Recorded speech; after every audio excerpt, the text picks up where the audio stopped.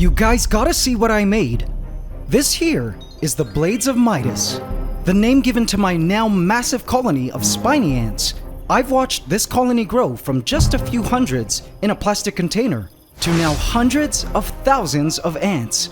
And needless to say, these awesome black ants with spikes all over their bodies and golden shiny gasters are ready for an upgrade to their home. This is their main nest, and within it reside multiple queen ants, all laying eggs. These spiny ants are unique in that they construct these crazy nests using collected debris from their environment, all glued together using the silk from their larvae. It kinda looks like a paper wasp nest. Anyway, today I'll be constructing for these ants a brand new and epic terrarium, complete with plants, driftwood, and some very cool lantern-like structures made of twigs that will allow the ants to expand on their mother nest, which must grow as the colony grows. But the hardest and scariest part about this entire project, in my mind, was how to move this huge ant nest, which the ants defend aggressively, into the new terrarium. I had no real plan. There really was no other way other than to simply put on some gloves and transport the nest by hand, which is what I did. This is what happened and how the ants reacted to their brand new kingdom. Welcome to the AntsCanada Ant Channel. Please subscribe to my channel and hit the bell icon. Welcome to the AC family. Enjoy. I'll be honest, AC family, it's been a while since I've done something like this, i.e. the building of a large ant terrarium.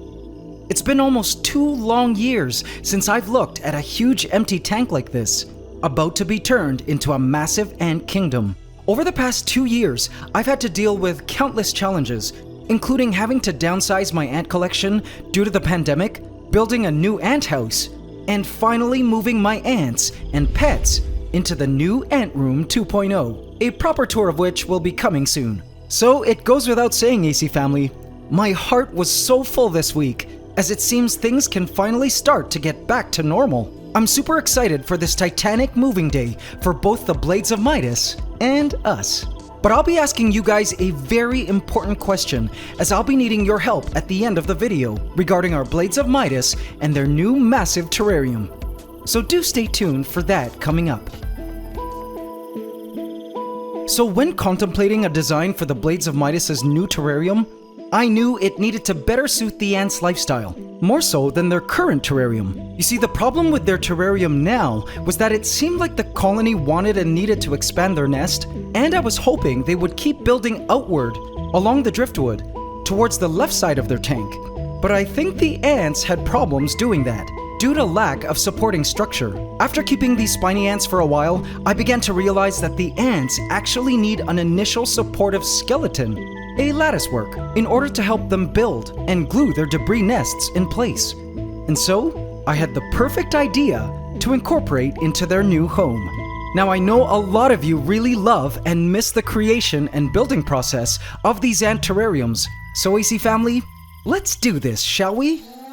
It's time I, your creator of worlds, turn this huge 75-gallon tank into a kingdom fit for our beloved Blades of Midas.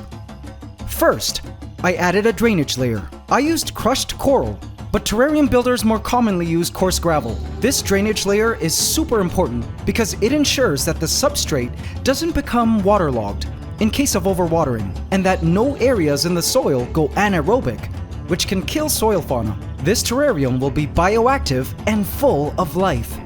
I then added loam soil. This soil will be essential for the growing of plants. The Blades of Midas aren't really soil diggers, as their nests are generally above ground, but the plants and beneficial soil creatures will be needing this soil.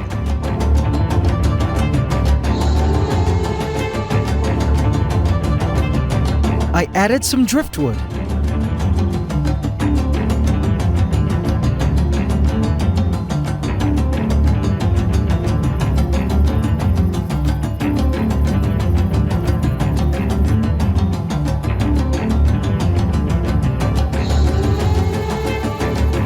Next, I added some carbonized rice husk. This is essentially burned rice husk and makes an excellent soil conditioner.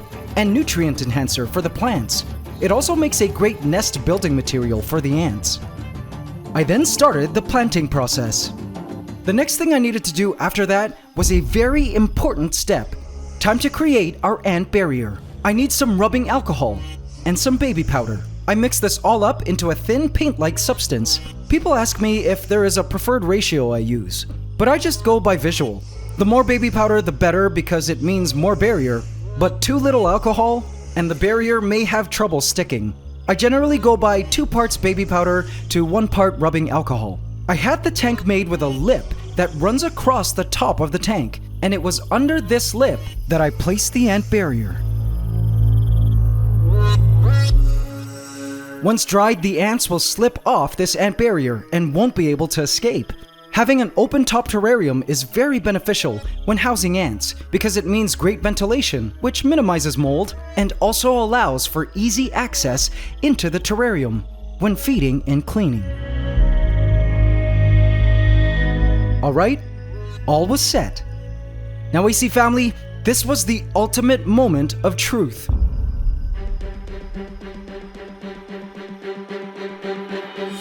I needed to move the ant nest into the terrarium. This was going to be just crazy. The ants right now seem to be rather calm, but I was certain that once I had my hands in there, pulling it from its spot and dropping it into the terrarium, they would totally switch to defense mode. These ants don't have stingers.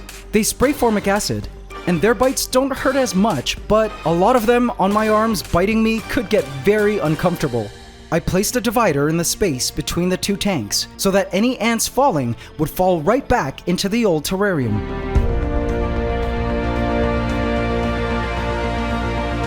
And the moment came. Here goes nothing, AC family. I went in and picked up the mother nest as quickly and carefully as I could and lifted the entire driftwood piece and placed it into the new terrarium. The ants were going totally crazy. I scooped up the remaining ants by hand, along with the substrate containing a lot of essential soil creatures for bioactivation. And AC family, after 2 hours of work, this is what the new Blades of Midas' terrarium looked like.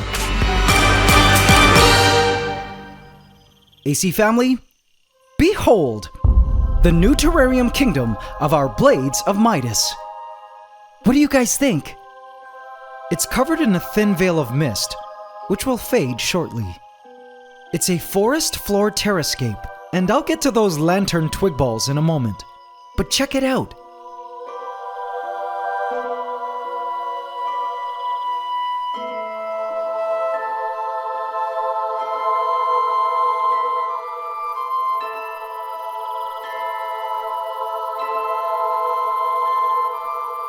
The ants explored every inch of their new lush territories and were in total awe of their new massive home. They'd never before seen anything like it in their whole lives. I just couldn't look away as I watched the ants taking in their new surroundings we made for them.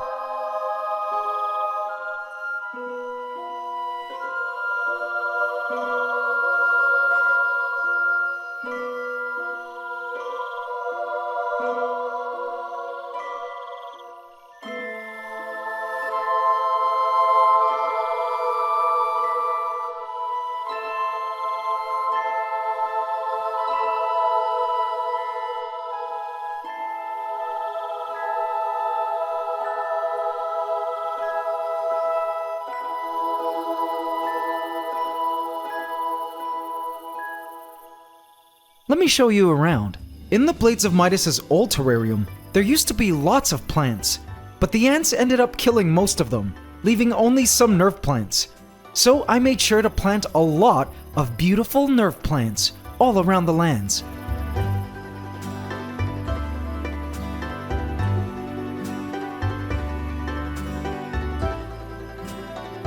I even was able to transplant the nerve plants that surrounded their nest in their old terrarium.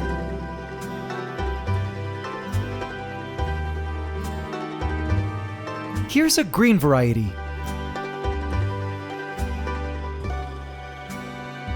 Looks like a couple of males decided to emerge to hang out beneath one of the leaves. This here is Dracana and Peperomia. Let's hope the ants don't decide to kill our plants. The nest of the ants was now calm, and it almost seemed like just an hour after the move, the ants were going about their normal business, almost unbothered and more preoccupied with exploring. Luckily, I found the nest was quite shallow, so the bulk of their colony was very easy to move. My fear was there would be some chambers full of brood just under the driftwood, but that wasn't the case. The majority of the colony was nested inside the driftwood, which made transport easier than I expected. Alright, now about the twig lantern balls. I found these sold as Christmas ornaments, hence the gold within it. But I felt it would make perfect nest skeletons for our Blades of Midas. The gold would be a cool touch, seeing as the ants' gasters are gold. The ants curiously explored each twig ball with great fascination and awe.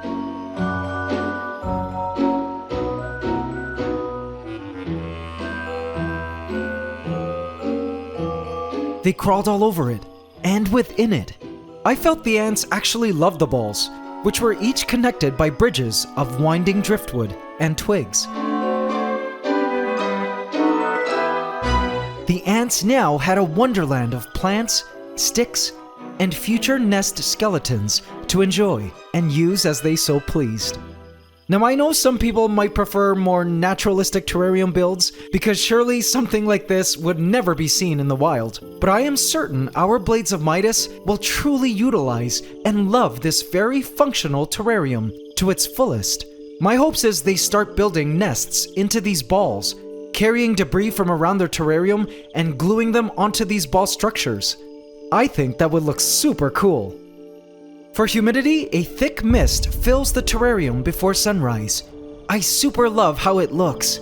It's a bit spooky and super Tim Burton-esque. Perfect for Halloween. Now at the start of the video, I mentioned I would be asking a very important question, and it's this. I need your help, guys. What should we name this new terrarium kingdom of our Blades of Midas? Leave your name suggestions in the comments, and I will choose my top 5 favorites for all of us to vote on in a future video. Thank you, AC family, for your input. I made sure to give the Blades of Midas some extra sugar water test tubes so they could have the extra energy needed to rebuild any damages to their main nest. And also, AC family, as is our tradition, every time one of our colonies receives a new home, I gave them a housewarming gift, a cockroach. They'll be needing the protein for web building. And little did I know, I was right. Literally the next day after moving in, I saw this and shouted in joy. Is that what I think it is? Yup, at one of the middle balls, the ants were beginning to construct a satellite nest. How awesome! Gluer ants were carrying around the larvae to glue the debris they had lugged all the way up. This was totally amazing. I was happy to know our lantern terrarium design had passed the Blades of Midas' seal of approval. As I watched the ants enjoying their brand new luxurious home, it made me feel grateful that finally we helped our ants live their best lives by providing them an upgraded home. I must say, guys, I've missed this. AC family, it's been a tough journey, but it feels like I've braved the storm. And I'm happy to say that we can finally get back to us enjoying ant keeping at epic proportions. Our ant and critter collection can now get back to diversifying and growing, much like the ant colonies we care for. We've got some space to fill up with epic ant setups, guys, and you will all be part of that process of fun and discovery. So don't forget to subscribe to the channel if you haven't yet. Join our AC family at the start of this new journey in our new Ant Room 2.0. By the way, one last thing before I go. For those of you AC family in the Philippines, I've got some great news.